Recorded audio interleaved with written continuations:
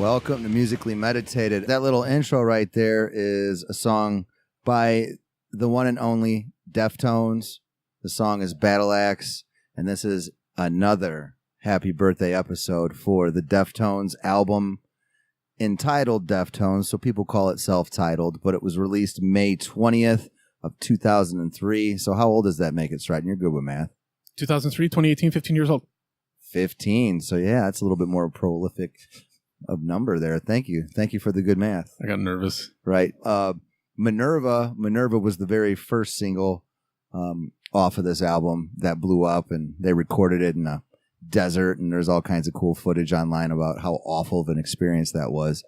But like I do, or like I have done in the past, I like to open this up with my own personal stories of this album and, share it with y'all. So, take you back into my life in 2003. So the first thing with this album, it was very, very anticipated because it was after White Pony, which was a huge commercial success. However, they took a long time to record this. They used Terry Date again, legendary producer, but I think it took them 2 years, and they were actually fined, and there were some issues. I guess there was a few some writer blocks and so on and so forth. But I remember Minerva was the first single. This was like a spring release, obviously, May 20th. But shout out to Nicole Jurtle. She's a long friend of mine, and she was, at the time, she wasn't dating my friend Mike Paris, but they had their little thing going on and off forever. But she was living out of town, and I remember she came to my house, and she had this album, and she gave it to me for my birthday, because my birthday's the 15th, so I thought that was really cool. What's that? I heard your birthday's the 15th. And I heard yours is, too. Oh. A couple Taurus the Bulls here. So I remember she gave me the album, and the first thing that caught my eye was the record, the album cover. Super awesome. It's got these blue and red roses, and then it has this crazy skull, in the front. And it was just like, man, this looks dark. Then it looks kind of sexy, and it looks kind of romantic. And originally, this album was supposed to be entitled Lovers. But Chino decided to switch it last second because he thought that was too straightforward, because that would tell the fans or the listener, like, this is a heartbreak album. So they switched it last second. I really wish they would have continued with that title, because the artwork was so dope for Lovers, because they used it on their first single, which was Hexagram. And it's these two lambs or two sheep. No, it's two lambs, and they're mummified, and they're like licking each other. It's really, really cool. And it's going to be my next tattoo. I've always wanted to make it a tattoo, and I'm going to make it a tattoo. So yeah, it was originally supposed to be called Lovers, but he switched it up, and they used it. They used that artwork for the first single, which is Hexagram. And Hexagram, it's a great way to start off an album. It was really, really heavy. And, this guitar intro is it's just the best, man. It takes me back to 2003, and like, they just came out the door just heavy. I mean, listen to this.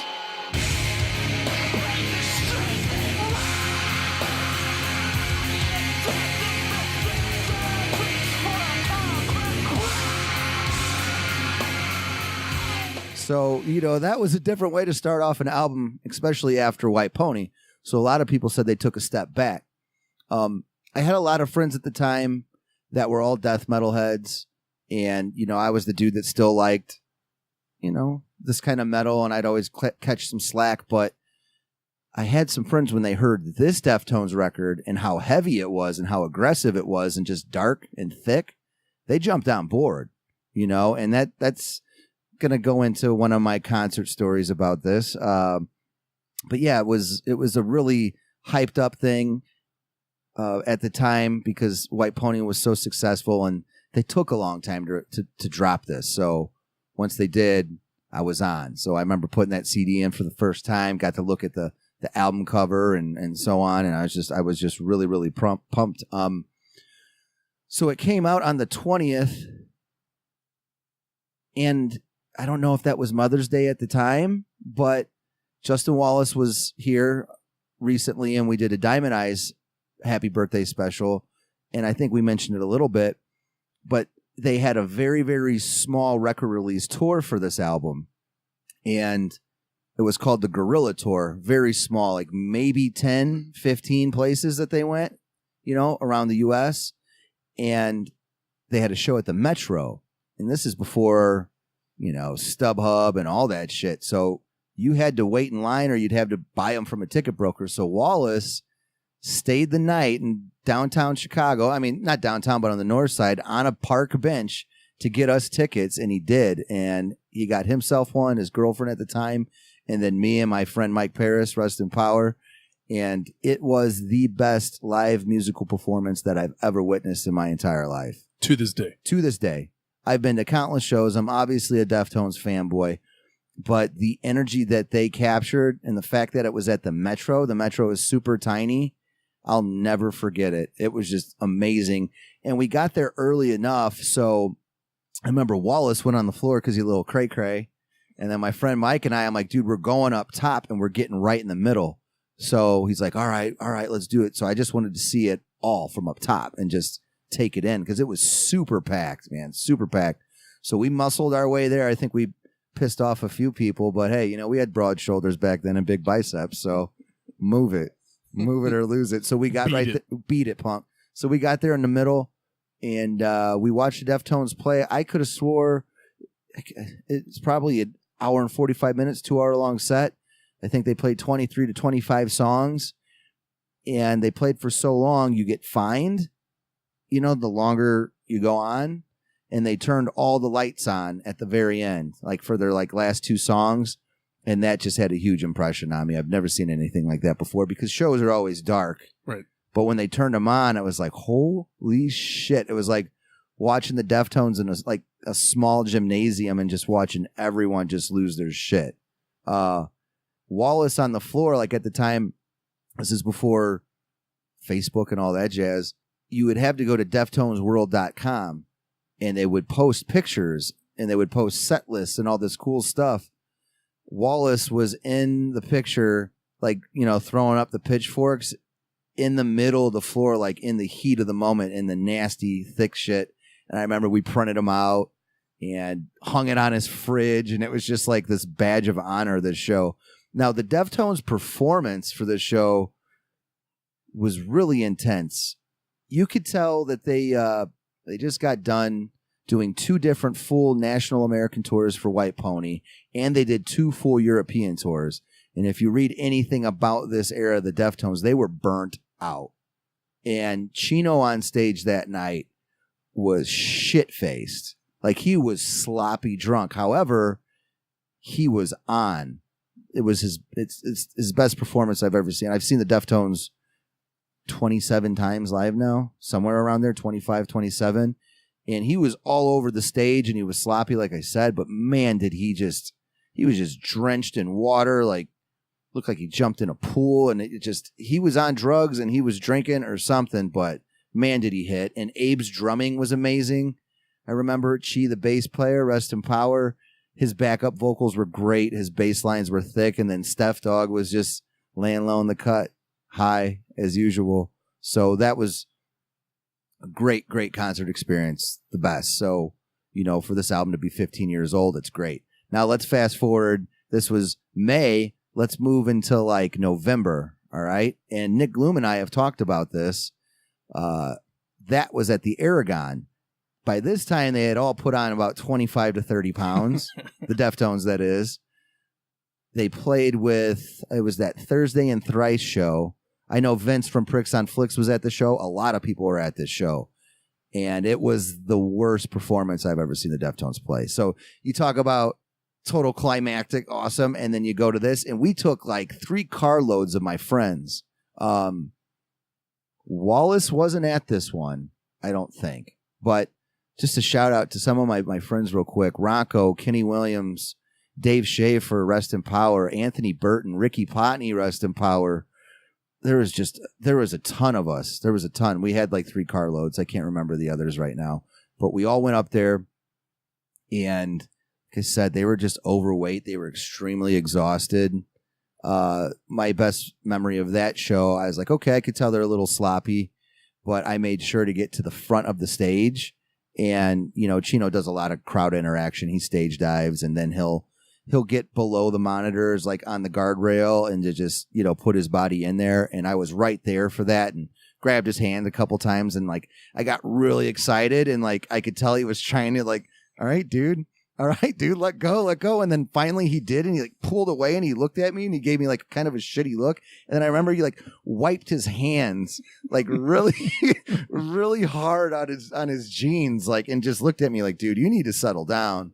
But at any rate, yeah. And you whispered to him, "You'll never forget me. You'll never forget me, Chino Marino. You'll never get that DNA off your hands." But what was really cool about the second time, like, I'm a gear nerd and I look at everything. Abe, the drummer, his bass drum, like the front of it, he had those two lambs, the lover's lambs that are licking each other that I want to get a tattoo of. That was really dope. And then he had a really cool one too. The first time I saw him, and it was those roses, like the album cover. So yeah, those are some stories, man. I just had to share. I always go back. I actually gave Wallace the Metro poster for that show.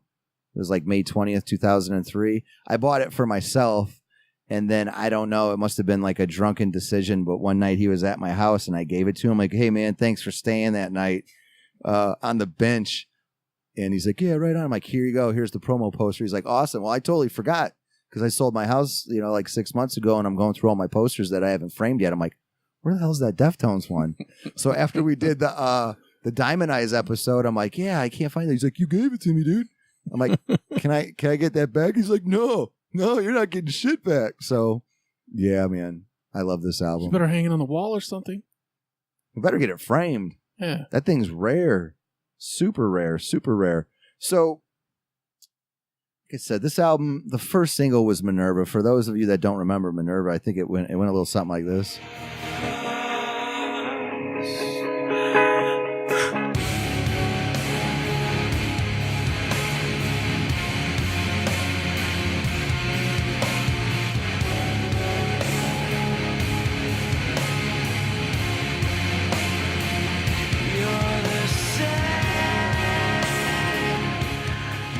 For that second show, when they all gained weight and were on drugs and alcohol, they opened with this, and it was kind of a buzzkill. It's a little bit too slow, for a track to open up with. You need a hard hitter, but yeah, Minerva, that was big.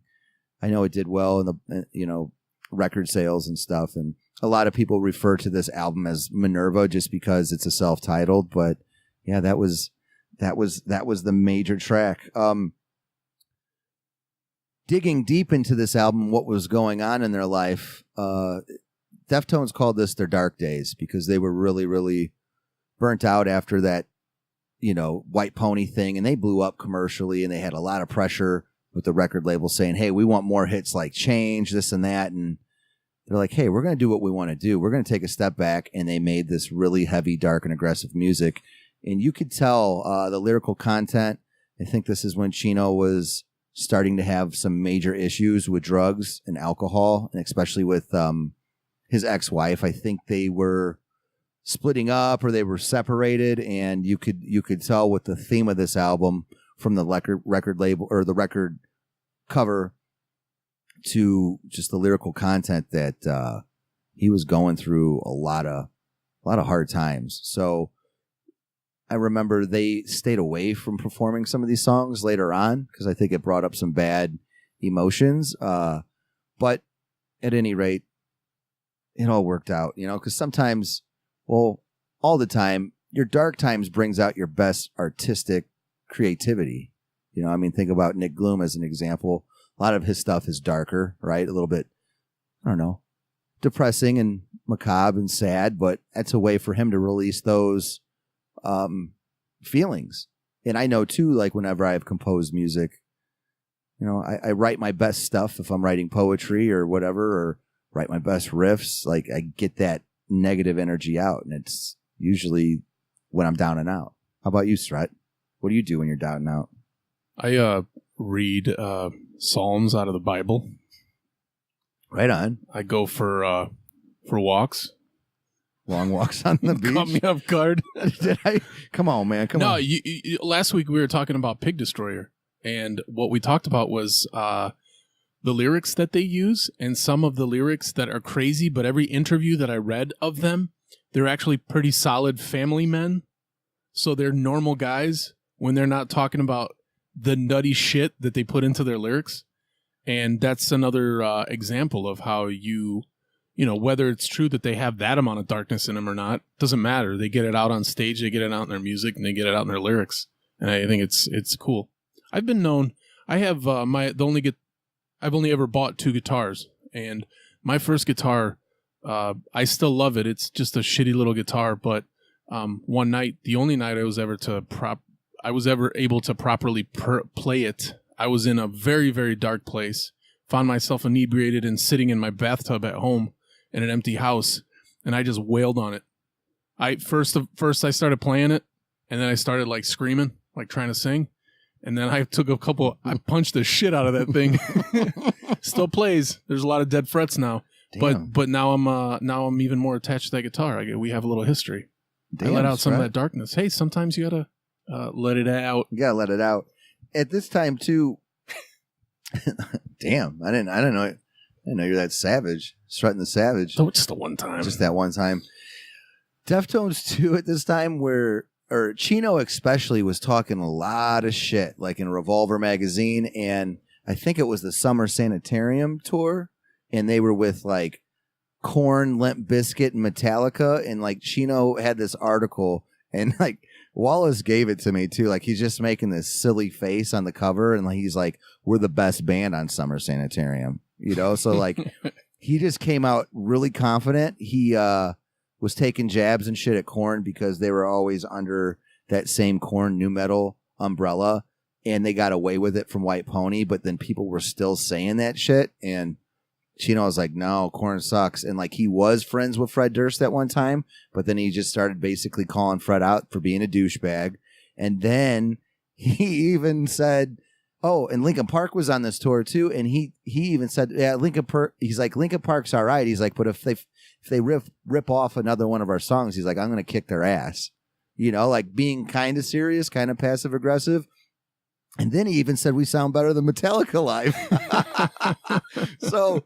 Yeah, I think with the combination of some things deteriorating at home, a little drug and alcohol abuse, he was feeling it. He was extremely, extremely confident, and he was doing some crazy shit like with his hair. Like it was just like all long and greasy, and he's kind of letting go a little bit. This was the Fat Tones era. Sorry, Deftones, no disrespect if you're listening, but the Fat Tones, and that second show at the Aragon, I just remembered the bass player, he was just punching his bass half the time and screaming. It was just like, what is wrong?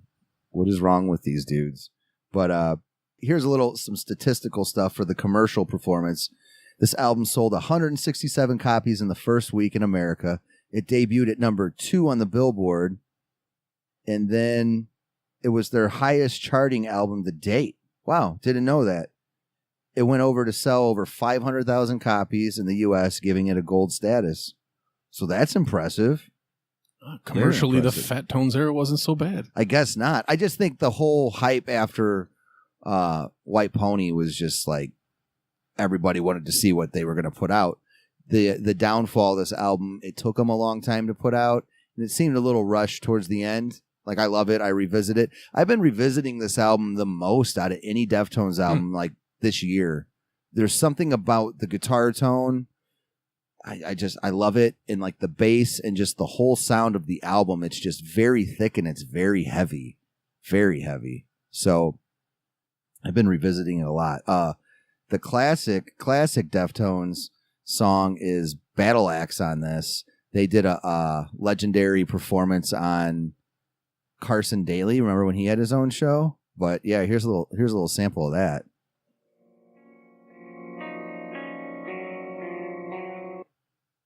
Or I'm sorry, Bloody Cape. My bad. This song. I can tell you're getting excited. But wait till it kicks in, Sreten. Just wait. It's heavy. The song makes you want to break shit. But listen, just hold on. Wait for it. Wait for it.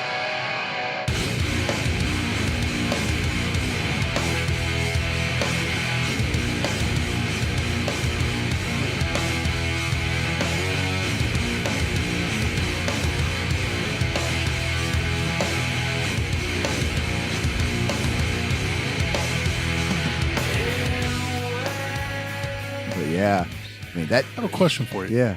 So that tour where you got Korn, Limp Bizkit, Deftones, Linkin Park, who knows who else was on there? Those were kind of sort of the heavy hitters, and then when some of them got a little less popular, they would tour together. They'd throw Incubus in there sometimes too. Yeah. I actually liked each one of those bands at a certain point in my past, except Limp Bizkit was always like, how did they get in there? And I know they were popular for a couple years. That they had, I don't know, they had a couple of hits. And then he tried to do a duet with Eminem, and it didn't work because Eminem was like light years ahead of him with skills. Yeah. I'm talking about Fred Durst, but they were always kind of the douchiest, and everyone knew.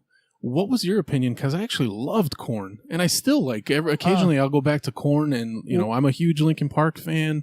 I don't like Incubus. Yeah, I don't like Linkin Park. Never really did. Limp Bizkit, I like their first album, $3 Bill Y'all, for the time. For the time that it came out. Remember, it had Faith on it, but yeah, shit. I hated it. But see, Faith, like that album was out for a year and a half, and that was the first single after a year and a half that they put out. That's the only reason they blew up. And Korn had a lot to do with them too, because Korn always put them under their wing for the Family Values tour. So like my first show was Family Values '98, and it was Korn, Limp Bizkit, West Side Connection, and Ice Cube, and Big Orgy, and Rammstein. Dope show. It was a cool show. Yeah. But my opinion on Korn, that's what you asked, right? Yeah. Their first album and their second album was groundbreaking. Like, I was the biggest Korn fan. Like, I really wouldn't have gotten into the Deftones if it wasn't for Korn. I mean, it all happened around the same time, but it was like I was that typical Korn fan, like in 98, 99. And then Right. like the Deftones, I heard a little bit about them, but I really wasn't messing with them. And then people were playing it in the locker room for Hobart football. And then I talked about this. People check it out. It's the Happy Birthday Deftones Around the Fur episode we did. But then my friend Dave Schaefer, rest in power, he brought it over Around the Fur to Mike Paris's house, rest in power. He put that on, and it changed my life. I was like, what is this? Like, forget about all the other stuff. Like, Right. Forget about it. But see, Chino's on Life is Peachy. Is he really? Yeah, Korn's second album. Remember when they covered Wicked by Ice Cube? Yeah. That's Chino rapping the whole song. Oh, really? Yeah. Wow, I gotta Because listen to it again. Yeah, because that's kind of how I heard about him too. And I was like, who are these dudes? Like, are they trying to be a Korn ripoff? But they had this video. It was a VHS. It was like a Korn promo for that album. I forget what it was called, but everybody had it. But they had live video recording of Chino in the studio rapping that song. I was like, okay, cool. Because everybody was going to the Indigo Ranch back then and recording. And yeah, so no, Korn's first two albums, I'll still revisit. Follow the Leader, not so much, and Issues. Like they lost me after Issues, and They lost me after Issues. That was like '99, And I tried. Like all the new albums that came out, whatever, a couple years ago one came out, or last year. Yeah. I'm done. Yeah, It made me rethink why I ever liked them, but no, I still like those first couple albums. Yeah, I mean, I could go back. I mean, they were good for the time, and what they were is what they are, and it was just, they got caught in the whole rap rock thing. Deftones were there in their first album, Big Time Adrenaline, a little bit with Around the Fur and a touch with White Pony, but this album, Deftones self-titled, there's nothing rappy about it whatsoever. No. It's like they took a step back and were like, hey, this is a heavy, dark, aggressive album. We don't care what the record label says. We know our fans will probably embrace it. This is who we are right now. And that's what I love about the Deftones. Like, they have their sound, but they're not scared to take a chance. And this was a huge chance to take. You just put out your most commercially successful album. I mean, it's still probably their best album, White Pony, and then they dropped this, and they just kept it heavy. It's just like a metal album. Like this is their heaviest shit. It's just dark. It's just really, really dark. So, yeah, I don't hate on Korn. Do you remember Minerva when this came out or no? No. Okay. All my Deftones But it was always kind of, every song sounded the same to me back then. That I mean, like I said, I still, now I listen more, and I try to listen to it more because you're such a fan. But back then, I definitely blew them off.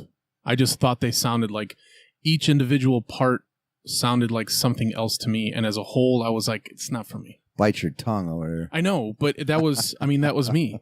Right, yeah. I actually listen to Limp Bizkit more than them, and I can't stand Limp Bizkit. Huh.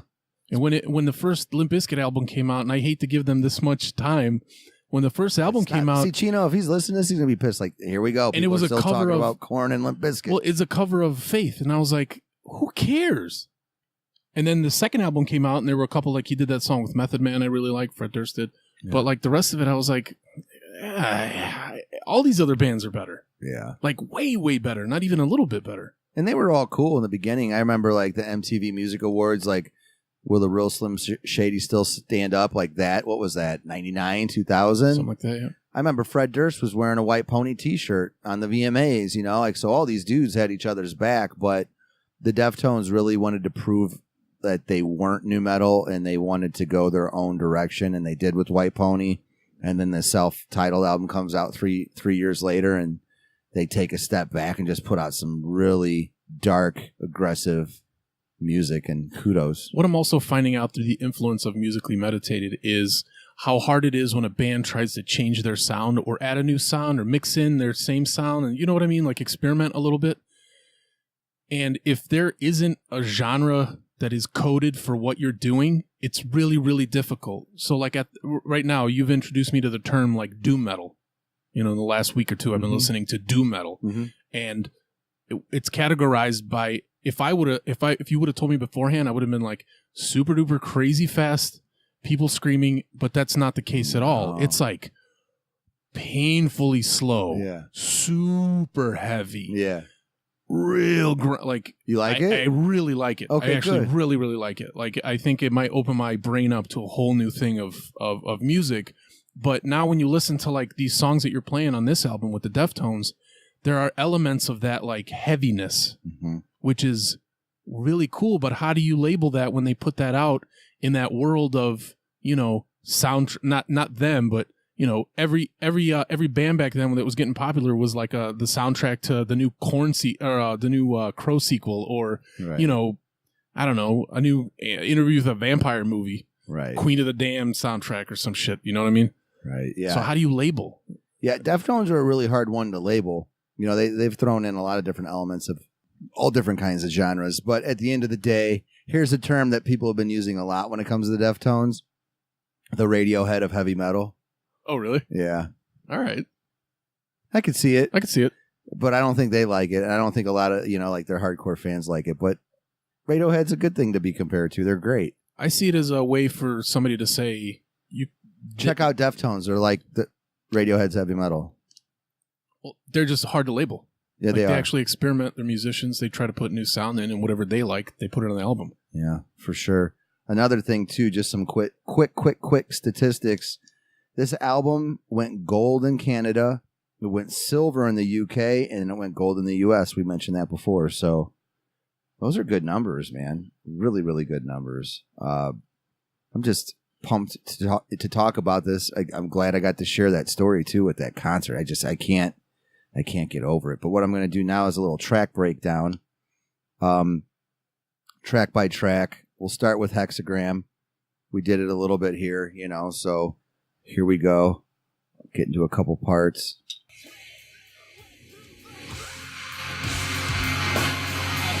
This chorus.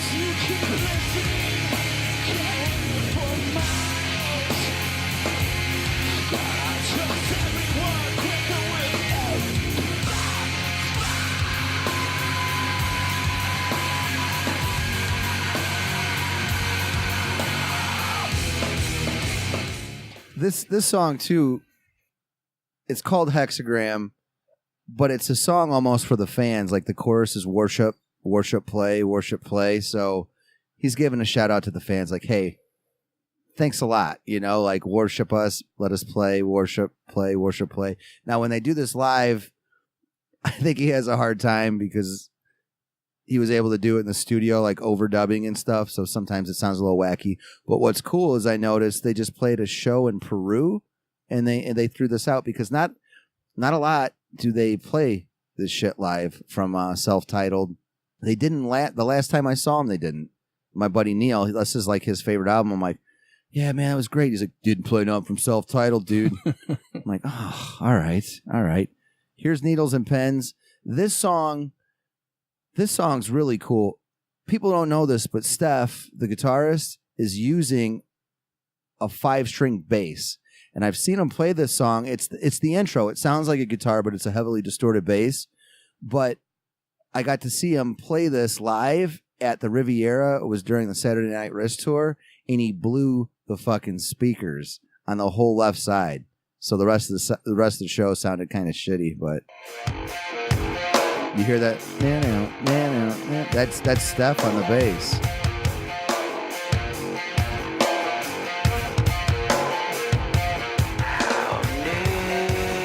And then when it really kicks in, that's Chi on his bass, so it's just heavy to listen.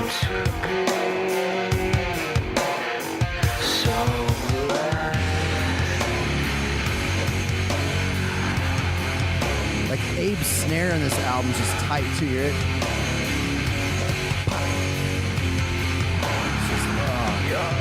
Great song.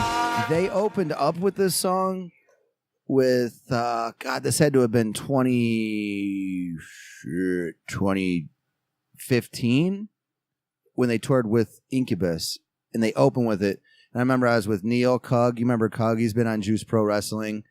My cousin Ian and I. Shout out to Ian. Yeah, shout out to Ian and shout out to Jesse, his wife. Like they went up there, so we met up with them, and I was with my friend Justin Swicky. Shout out to Justin. We've been to very many Deftones shows together. But I was like, dude, I'm gonna go get some beers because we were wondering who was gonna be the not the opener but the closer. It was freaking Incubus. So we didn't know, but I was like, all right, the Deftones are coming out. So I'm like, I'm gonna go get some beers. Ran in like double fisted it, and then I ran into Cuggy and Neil. We started talking. I was like, dude, I got to get my beer. I know they're coming on. So they're coming on, and they hear that, na-na-na-na-na. They open with Needles and Pens. I'm like, this is amazing. But then I missed like half of it. I was so pissed. I haven't seen them play that song in like a decade. Yeah. But I thought that was a really, really cool way to like open up a show because it's kind of an obscure song. Right. We already listened to Minerva. Here's Good Morning Beautiful.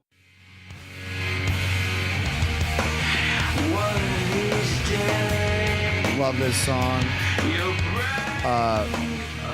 Hold on, we'll get to the chorus, but it might be one of my favorite, like most favorite Deftones choruses ever. Like Chino's voice was really on top. Like he damaged some vocal cords the tour before, like the White Pony stuff, but he got them back. But right here, I love this.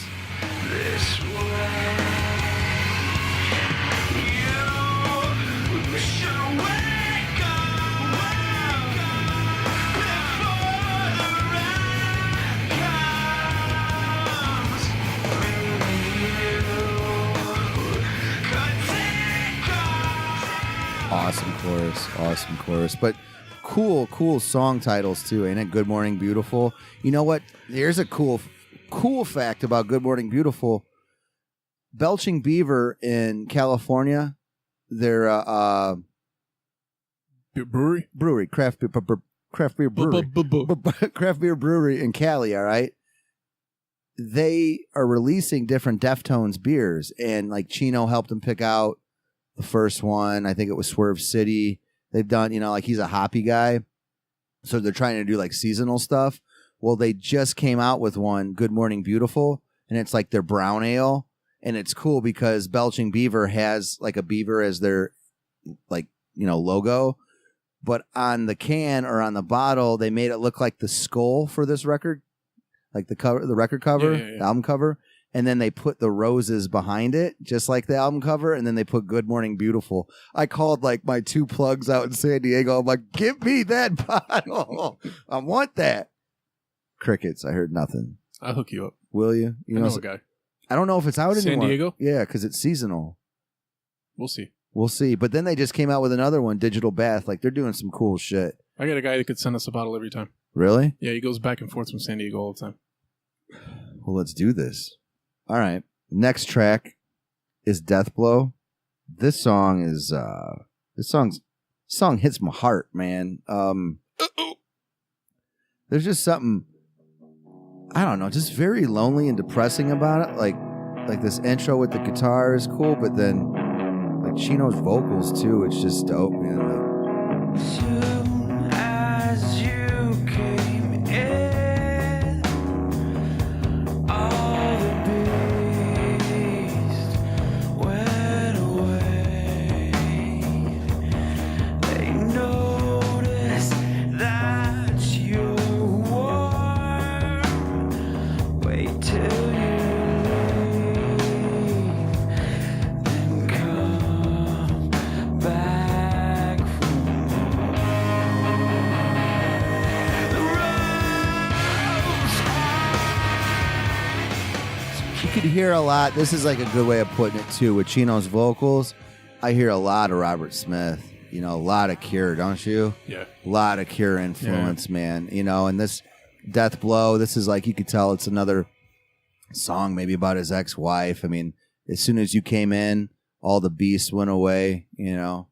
Like, just stuff like that, like the anxiety about seeing your ex, or maybe you still want to be with her, so then when she came in the room, the agony and all the bad feelings and shit went away. Like, it's very, very personal, but super, super kind of a downer song, but a really, really good one. I mean, one more time. One more time. noticed what you wore to everything we spoke and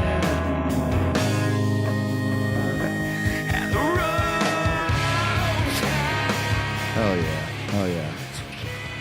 Now, I think we opened up with Battle Axe in the very beginning, and we'll go there again because it's the next track. But when I told you I've been revisiting this album a lot lately, it's this particular song. And I remember when this first came out, like, I was kind of bored with this song. But this song was also on a video game. A lot of people always talk about it. Hold on, let me look it up real quick. It was on a video game. Battle Axe was featured in the video game Ghost Recon Advanced Warfighter 2. Warfare. Sorry, nerds. But yeah, so you might remember it from that. But man, it I didn't like it in the beginning, but I just keep going back to the song, man. I can't stop. I can't stop. And Battle Axe, you know, it's a reference to like the old ball and chain, the old battle axe, you know, like this is totally about his axe, you know. Yeah, see, it's got.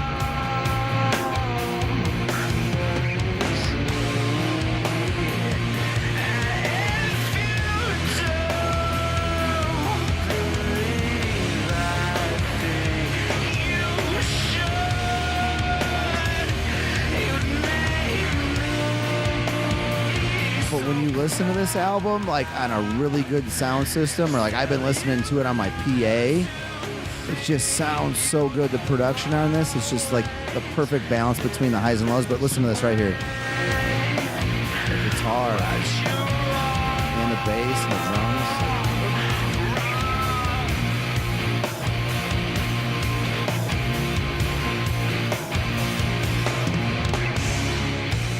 Classic. I did skip a track, though, because I really like Battle Axe. But this is my favorite song on the album, and it's called When Girls Telephone Boys. So you probably know what that's about. Probably his ex-wife always gave him a call. And, you know, he's probably sick of it. I don't know. But I do like the lyrics. I hope we never do meet again. You know, this is a total I hate you, my ex song. And the vocals, like it's a heavy song. Like this is one of my favorite songs to see him perform live. They've been throwing it in a lot too, like the past few years. Frank Delgado, he's like their keyboard, their turntable samples guy. It's turned down and produced and mixed really low on this song, but when you see him live, when the chorus kicks in, it sounds great. But I'll give you a little taste of When Girls Telephone Boys. This is the most aggressive song. All Chino is doing is screaming. So, little sample in the beginning. It's very personal. It's hella sensitive.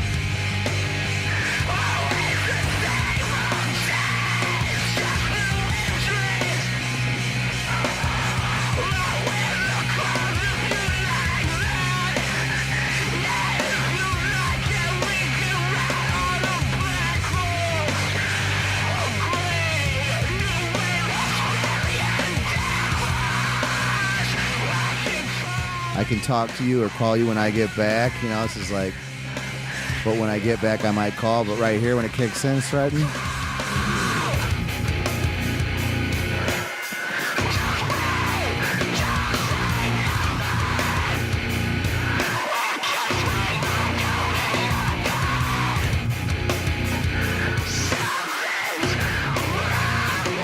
When I see you, don't say nothing in case we ever do meet again. Something's wrong with you. I hope we never do meet again. He's pissed. He's like, you always sharpen your teeth because you're like that. Meaning, you know, she's got a mouth on her.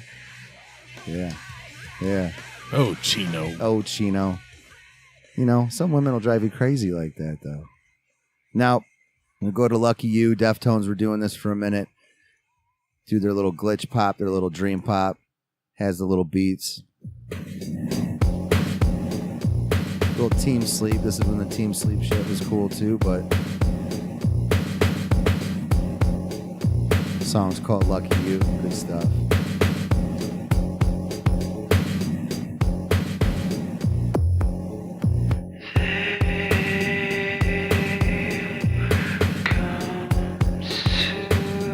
Just a cool chill.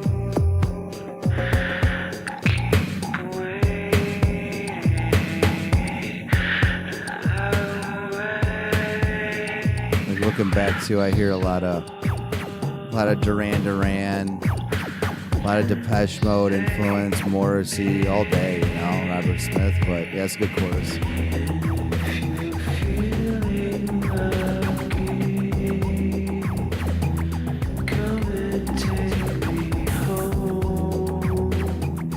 If you're feeling lucky, come and take me home. This is maybe when Chino was setting up his side piece or something. I don't know. If you feel lucky, baby, you could take me home. We already talked about Bloody Cape. That was overdone. Let's go to the anniversary of an uninteresting event. I always thought with this song, this is like a good funeral song. I know that sounds dark, but I remember when we did bury my friend Dave Schaefer, rest in power. Like my friend Mike Paris and I and my ex, we were on our way to the funeral, and we just kept listening to this song over and over. It's dark, but it is what it is. But I know on this song, Steph, the guitarist, is playing drums, and Chino is playing a little kid piano. Remember the tiny kid pianos? So, yeah, check it out real quick.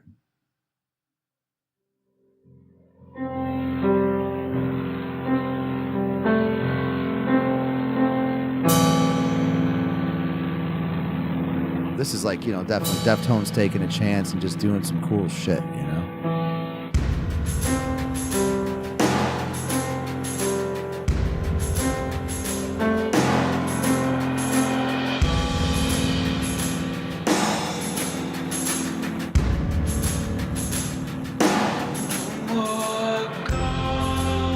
Hear that kid piano now? That right there.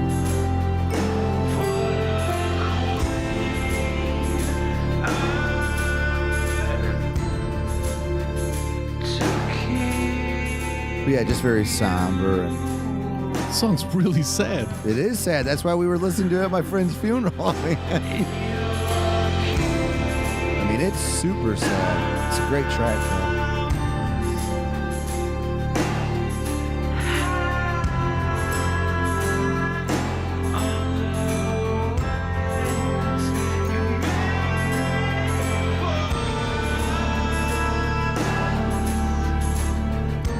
cry, Sreten. It's too late. He's tearing up, folks. He's tearing up. I'm a mess. And the closer, it's Mona. This is, like I said, I don't think the Deftones have ever performed this song live. I used to have inside jokes about this song with my friend Mike Paris. Like we'd always joke like, yeah, man, scream Mona at the show because it's just kind of like a blah song. It has a cool intro. I'll put it on. It's the last song. Kind of like screaming Freebird. They'll have the same reaction. They're not going to play it. It just takes a while. But after this, remember, the whole idea was the song or the album was supposed to be called Lovers, right? Right. So on the Deftones... Hold on, let me turn this down. Sorry about this part. So on the Hexagram single, there's a German import. So this album was supposed to be called Lovers. But on the Hexagram German import, the song Lovers is on that. Like, it's on that import just by itself. So they didn't put it on self-titled. Do I make sense? Yes. I hope so. Are you sure? Not for a second. Okay. I got it. All right. No, it was good. It was me. It wasn't you. Oh, you sure? Yeah. My brain was like, Yeah. We do what we do. But this is like a total weird B-side Deftones track. Supposed to be on the album. The only reason they didn't put it on there is they said, it didn't fit. I think it could have fit. I don't know. The Deftones have done this for a long time. They just don't put everything out like they should, like on the track. But they should have made this the opening track, and they should have kept that original album cover, and I would have been happy. But here's Deftones Lovers. Love this song. I remember we used to have to download this off Napster to try to find it. Cug had it, and like the good old days. The Wild Wild West. The Wild Wild West. Love this track. Deftones Lovers. Woo!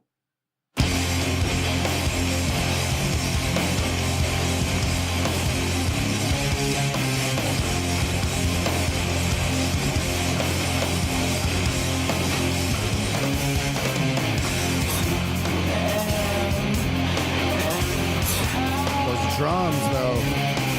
Abe's drums are so good on this.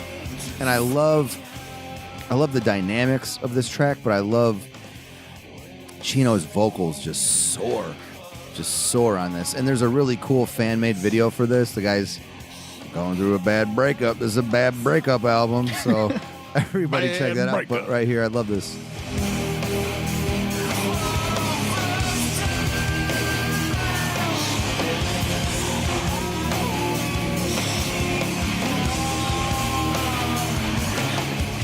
For the first time, I wish you'd come.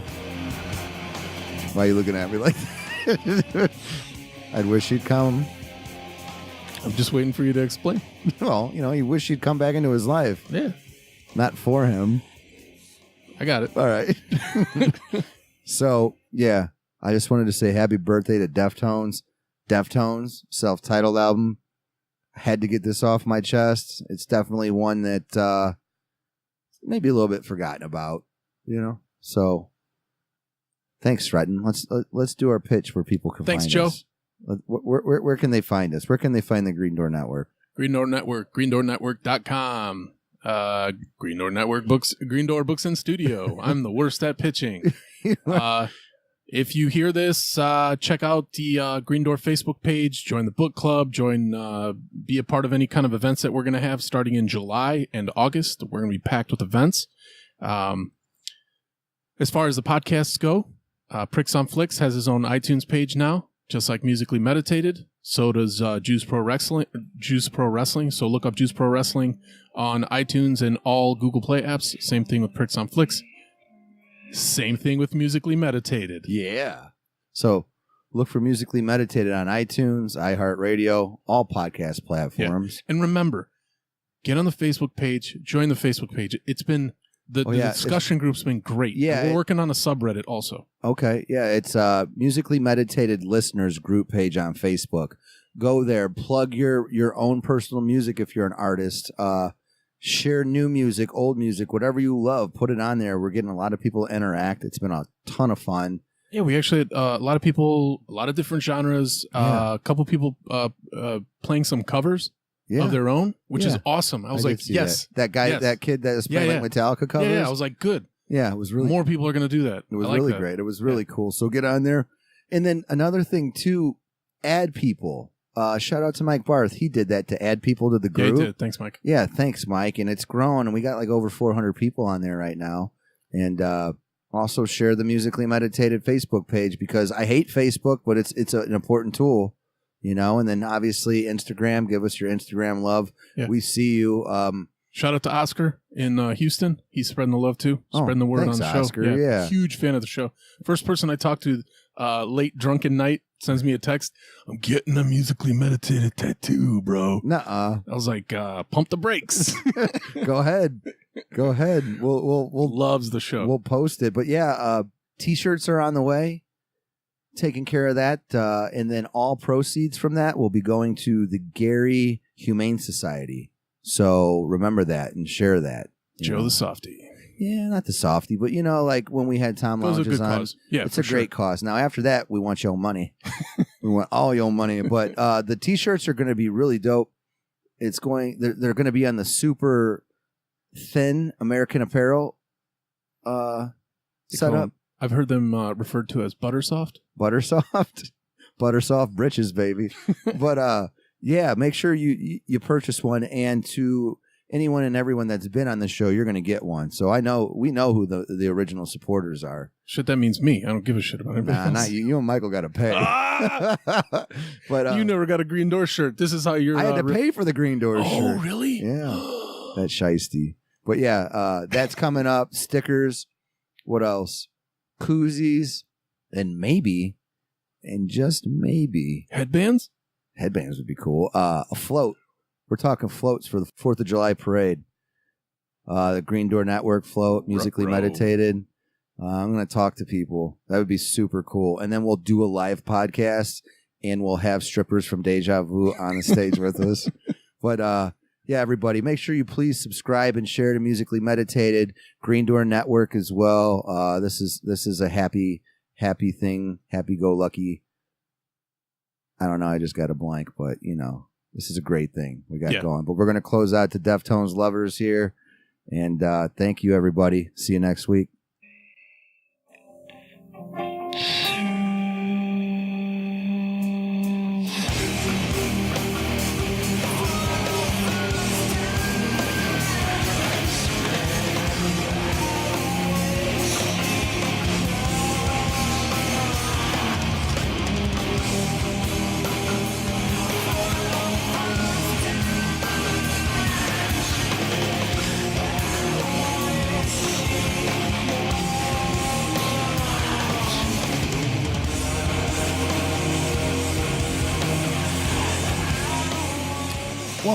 One more thing.